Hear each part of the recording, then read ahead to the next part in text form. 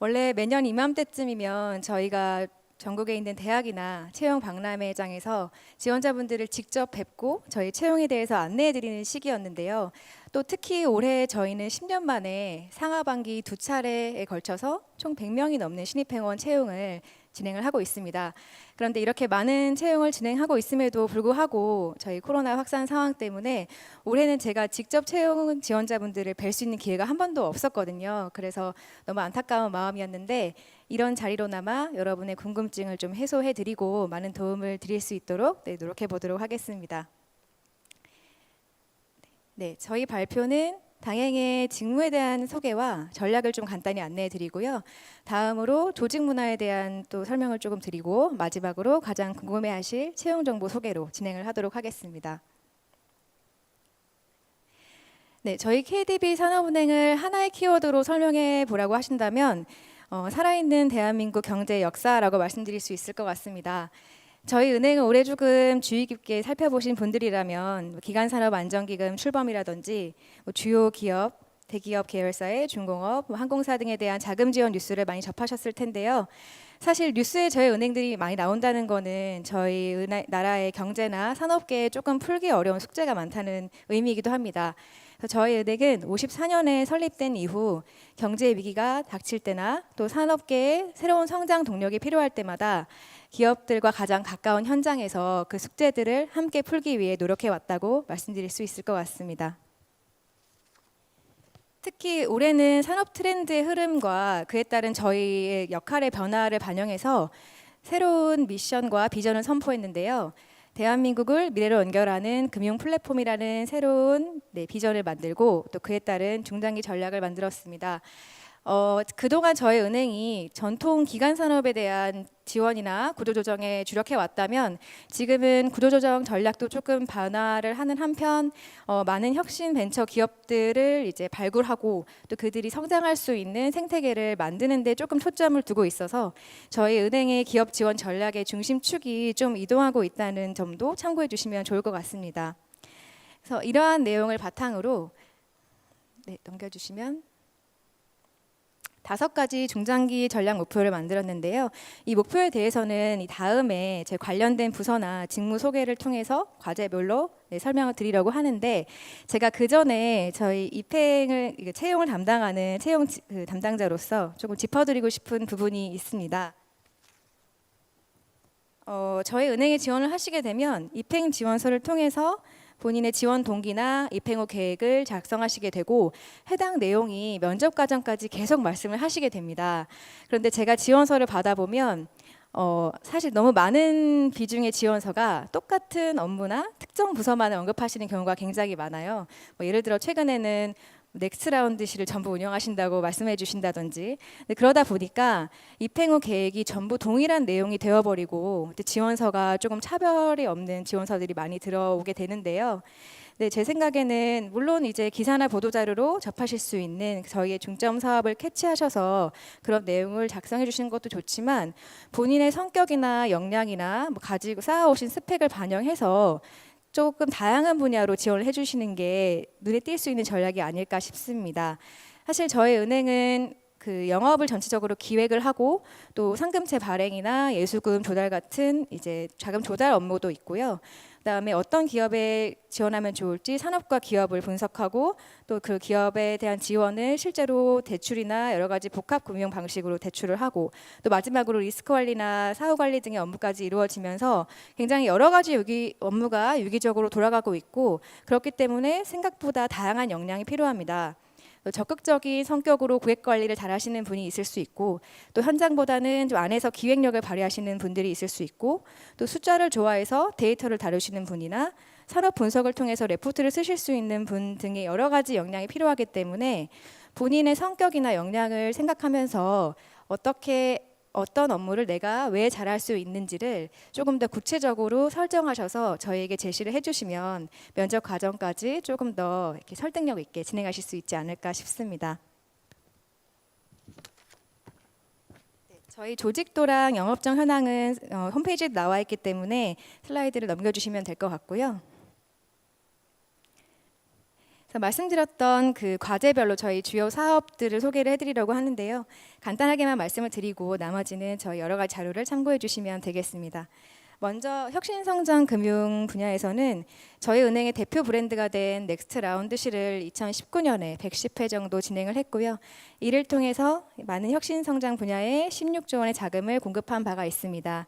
이런 업무를 담당하는 곳은 이제 잘 알고 계시는 벤처기술 금융실이나 넥스트 라운드실 말고도 저희가 스케일업 금융실이라는 것을 신설해서 조금 기업의 성장 단계별로 맞춤형 금융 지원을 해드릴 수 있도록 노력하고 있습니다. 다음은 산업생태계 재편 지원 분야인데요. 저희가 최근에는 중소중견 기업 지원에 대한 그 강화를 꾸준히 진행하고 있고요.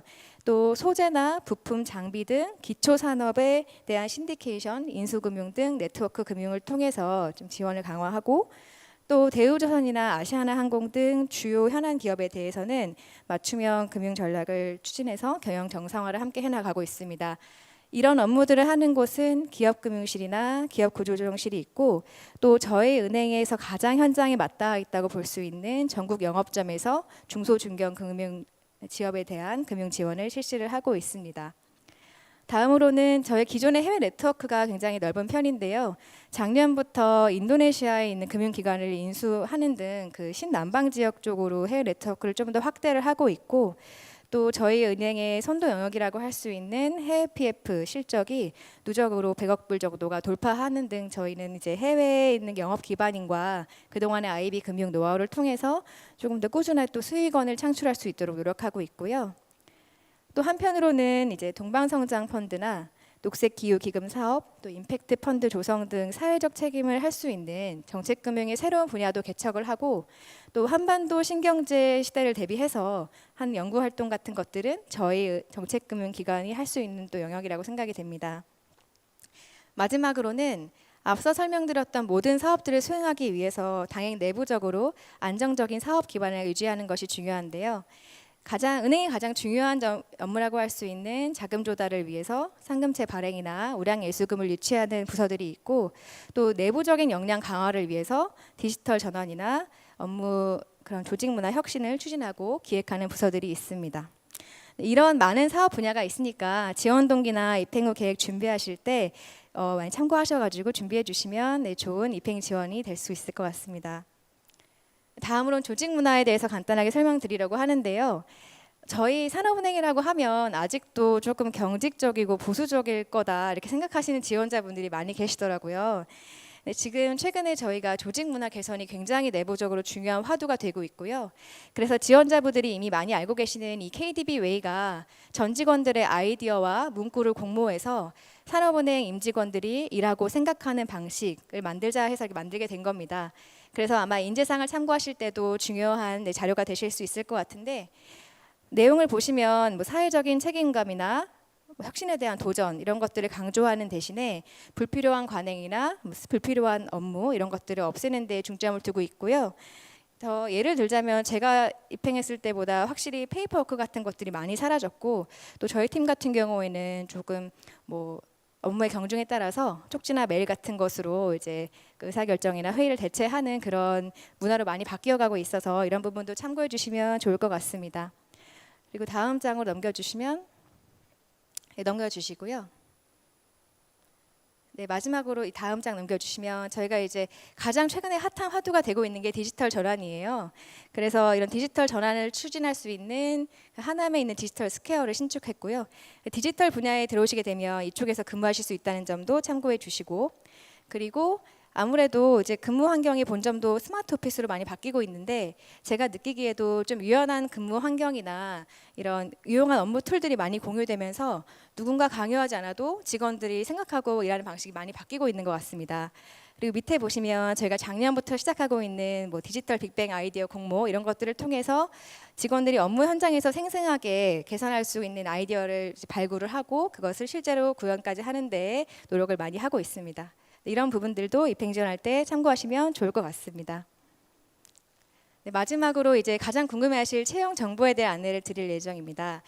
사실 지금 말씀드렸다시피 저희가 채용 설명회를 이제 진행을 하지 못했는데 하반기에 진행하는 2021년 신입행원이 이미 이제 시작이 돼서 어저께 서류 심사 결과가 나왔습니다. 그래서 조금 타이밍에 아쉬움이 있는데 그래도 현장에서 많은 질문이 나왔던 부분들을 중심으로 조금 설명을 해드리려고 하고요. 향후에 저희 채용 지원에 관심이 있는 분들은 올해 채용 절차를 중심으로 해서 조금 감을 잡고 준비해 주시면 좋을 것 같습니다. 네, 지금 저희가 은행 일반과 디지털 분야를 나뉘어서 채용을 진행하고 있는데 해마다 아시다시피 채용하는 실제 상세 과목은 계속 변동이 있습니다. 그래서 많은 질문을 주시는 부분이 이제 기술 분야, 이공계 분야 지원자께서 향후에 기술 분야 채용은 없는 건지 혹시 어떻게 계획이 있는 건지 문의를 주시는데 저희가 은행 내부적인 상황을 반영해서 매해 새롭게 인력 계획을 세우기 때문에 미리 그 말씀드릴 수 없는 점을 양해를 부탁드리고요. 다만 꾸준히 앞으로 매년 채용할 계획이 있으니까 계속 공고를 참고해 주시면 좋겠습니다. 작년엔 참고로 생명공학이나 전자공학 같은 분야를 채용한 바가 있습니다. 네, 블라인드 채용 같은 경우는 너무 많이 이제 알고 계시기 때문에 추가적인 설명은 필요 없지만 많이 질문 주시는 부분이 내가 근무했던 기업명은 기재가 가능한지를 문의 주시는데 기업명은 블라인드 규제 대상이 아니기 때문에 자유롭게 작성 가능하신 점을 참고 부탁드리겠습니다. 네, 그리고 응시 자격은 이제 보시다시피 저희는 특별히 연령이나 학력, 전공에 제한이 없습니다. 간혹 필기 시험 과목에 경영학, 경제학, 전산학 이런 식으로 나와 있다 보니까 그런 해당 과목을 전공을 해야 자격을 가질 수 있는지 또는 해당 전공자가 우대를 받는지 이런 것들을 많이 문의를 주시는데요. 그런 것들은 전혀 없고 실제로 필기 시험만 통과하시면 입행이 가능하시고요. 저희 경영학 분야 지원자 채용이 되신 분들 중에는 뭐 산업공학이라든지 인문학, 중어중문 등 굉장히 다양한 전공자가 있는 것도 참고해 주시면 좋을 것 같습니다. 네, 다음은 우대 사항인데 이 중에 또 질문을 많이 주시는 부분이 지방인재를 이제 관련해서 본인이 지방인재에 해당이 되는데 반드시 선택을 하고 지원을 해야 하는지에 대해서 이제 문의를 주시는데요. 해당 사항이 있으셔도 저희가 지방인재로 들어오시면 초기에 입행 해당 지역에 근무 조건이 있기 때문에 그런 분들을 고려하셔서 자유롭게 선택하고 지원해 주시면 되겠습니다. 일정은 이제 올해 진행은 참고를 해주시면 될 것 같고요. 다음에 넘어가겠습니다. 저희가 전체 단계가 서류심사, 필기시험, 1차 면접, 2차 면접으로 구성이 되어 있는데 서류심사 부분은 아까 제가 조금 말씀드렸던 부분들을 참고하셔서 본인들의 이야기를 잘 담는 솔직한 지원서를 써주시는 게 가장 좋고요. 어학 성적 같은 경우에는 미충족인 경우에도 지원 가능하시고 실제로 최종 합격된 지원자 중에 미충족인 경우가 매년 발생한다는 사실을 참고하셔서 다른 역량들을 개발하셔서 충분히 지원 가능하시다는 점을 참고 부탁드리겠습니다. 네. 사실 이제 필기 시험인데 저희가 가장 많은 배수가 이렇게 불합격이 되는 단계이고 많은 분들이 관심이 많으셔서요. 이제 필기 시험에 대해서는 향후에 이제 Q&A 시간을 통해서 조금 더 말씀드릴 수 있을 것 같은데 범위에 대해서 저희가 명확하게 과목을 정해드리지 않고 있어서 많은 답답함이 있으신 걸로 알고 있습니다. 그런데 이제 다만 제가 담당자로서 드릴 수 있는 팁은 이제 조금 지엽적인 부분보다는 가장 필수적인 전공 과목 중심으로 준비를 하시고 핵심 이론들을 얼마나 빨리 잘 이렇게 서술하실 수 있는지 그런 영향을 중심으로 해서 준비를 해주시면 좋겠다라는 정도의 말씀을 드릴 수 있을 것 같습니다. 네, 그리고 1차 면접은 하루 종일 진행이 되고요. 저희 직무능력 면접, 심층 토론, 팀 과제, 그리고 PT 면접까지 4가지의 면접을 수행하시게 되고 특히 전산 분야 같은 경우는 작년부터 토론이나 팀 과제 대신 실전 코딩 역량을 테스트하는 코딩 역량 평가가 추가되었다는 점을 참고해 주시면 좋겠습니다.